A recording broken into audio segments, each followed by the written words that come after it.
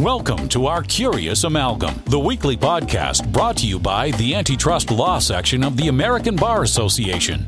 Our Curious Amalgam explores the fascinating and increasingly overlapping world of competition, consumer protection, data protection, and privacy law. Each week, we bring you leading global experts on the most compelling issues of the day. Enjoy the show. Welcome to our Curious Amalgam. I'm Jaclyn Phillips, and today's episode is Can Self-Preferencing Algorithms Be Pro-Competitive? A review of the economics literature. With the rise of platform-related antitrust theories of harm, focus on the tech industry, and increased antitrust enforcement around the globe, self-preferencing is a common topic in current antitrust discourse. When we talk about self-preferencing, we generally mean conduct where a platform favors their own products or services over the products or services of its competitors.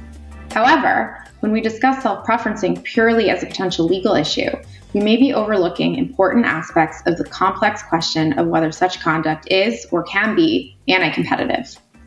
On this episode, we're going to take a deep dive into the economics literature to understand what economics has to say about antitrust theories concerning self-preferencing and whether they may be overlooking the pro-competitive nature of the type of conduct at the heart of the analysis. I'm here today with my co-host, Barry Nigro. Hey, Barry. Hi, Jaclyn. Can you introduce our guests for today?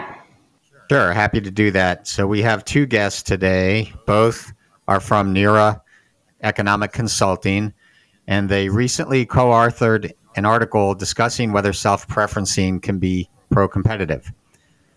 The first guest, Dr. Veronica Postal, is a senior consultant in NERA's Antitrust and Competition practice, where she has examined the competitive effects of proposed mergers and acquisitions and evaluated liability and damages in a variety of antitrust litigation cases. Veronica, welcome. Hi, Barry. Thank you for having me. We're also here today with Emilie Feyler, who conducts analyses on the economics of antitrust for litigation and merger and acquisition cases, including expertise developing statistical models to assess potential competitive effects. Emilie, thanks for being here today. Hello, Jaclyn and Barry. It's a pleasure to be here. Self-preferencing has become a bit of a buzzword these days as antitrust theories about digital markets have obtained more attention and become more advanced. In the economic literature on self-preferencing, what types of conduct have you focused on, and why has it been considered a potential concern under the antitrust laws? In our article, we focus on algorithms that are allegedly biased by their creator to privilege their own content and products over the ones of their competitors. That is the so-called self-preferencing algorithm. There has been active debate regarding the competitive implications of these algorithmic self-preferencing practices in digital markets, where large platforms often have a dual role. They operate the digital marketplace as information intermediaries, and they are also players of the marketplace, offering their own competing products. While antitrust regulators around the world have put the potential anti-competitive nature of these practices under scrutiny, the possible pro-competitive benefits are less discussed in the public discourse. And let me try to give you an example to explain the economic intuitions. So I'll take a simple example, wine, because I'm French. So let's say I'm an online retailer, so a digital platform, and I'm selling bottles of wine. I sell my own wine that I produce in Long Island, but I also sell wine from competitors and from other vineyards in California and all over the US. And because I own the platform, I actually have a lot of data. And so based on consumers' purchasing behavior, I know what types of wine consumer likes and what they don't like, if they like dry, sweet wine. And so I can actually start producing and selling a very good wine based on consumers' preferences. And because I can promote these new products through self-preferencing, I know that I'm going to get the return on my investment. And therefore, it increases my incentives to invest in these products. And so in this way, self-preferencing practices can increase product quality and variety, and also incentives for innovation. There's a lot of questions that have been raised about self-preferencing and whether it's pro-competitive or anti-competitive. Why was it important for you to look at the economic literature on self-preferencing? Competition authorities around the world are increasing the scrutiny of digital markets and purported instances of self-preferencing. For example, the European Union's Digital Markets Act, the DMA, which went into effect in November 2022, explicitly prohibits self-preferencing practices for digital platforms, regardless of the circumstances.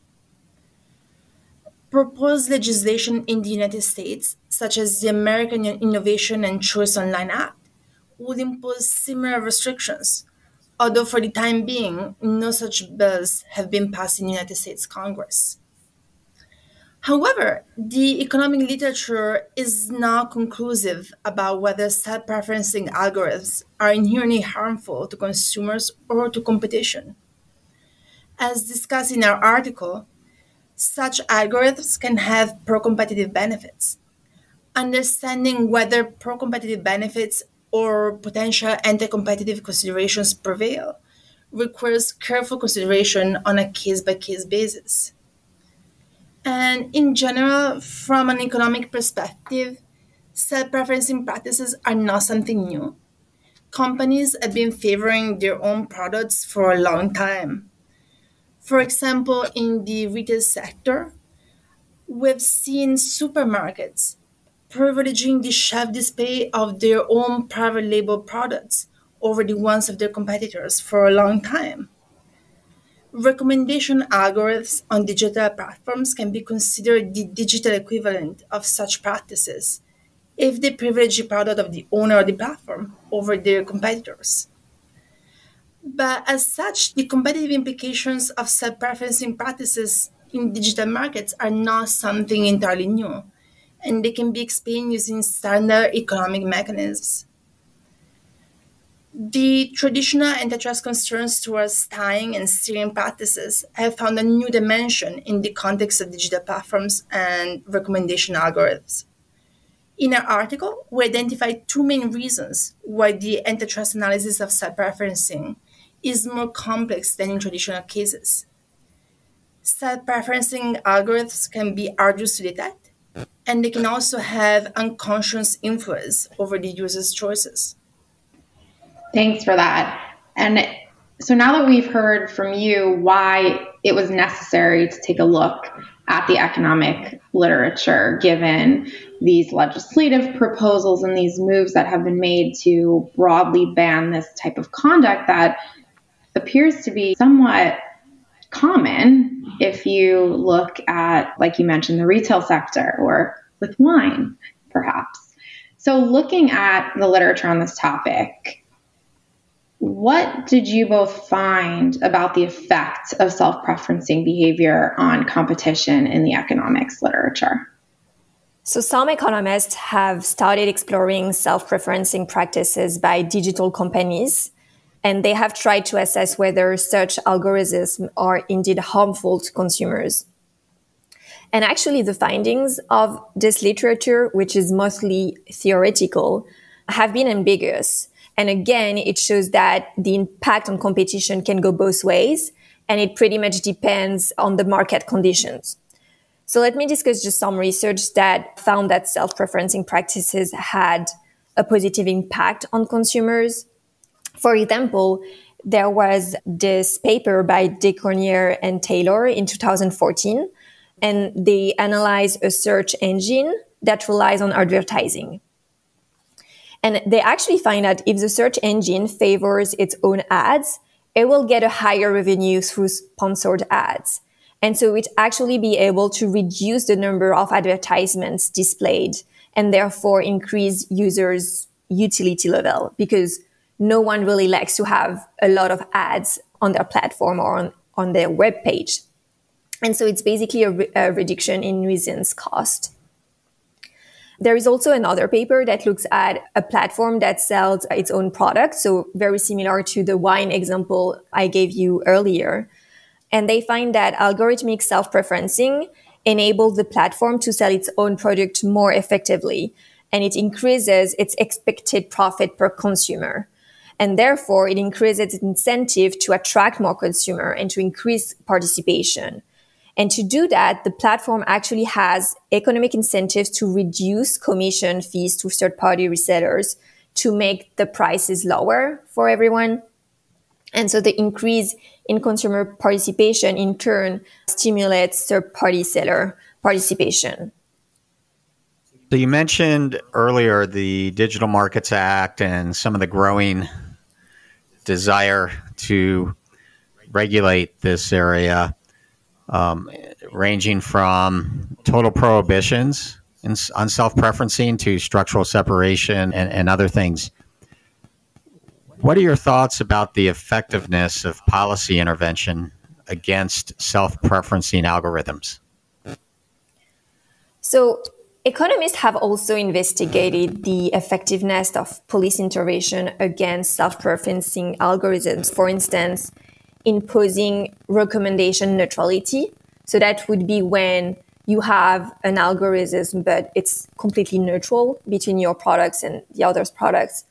Also, transparency policies. What happens if you have complete transparency about the algorithm or the data, or structural separation? And again, the results are ambiguous and depend on the market environment. And so Cornier and Taylor in 2019 in their paper find that the efficiency of those various police interventions depend on the market environment. There is another research in 2022 that find that when you ban a platform's marketplace, basically when you prevent the platform from selling its own product, it would likely result in lower consumer surplus and lower social welfare. So again, here, the results are not only one way. Thanks, Emilie. Hearing about the studies that have been done and perhaps there's more there that can be done to help us really zone in on what specifically about this conduct can or can't be problematic. So I'm going to turn it to Veronica now. Emilie just walked us through what some of the literature has said, both about the effect of self-preferencing behavior on competition and the effectiveness of policy intervention. Is there anything that surprised you about what you found or didn't find in the economics literature?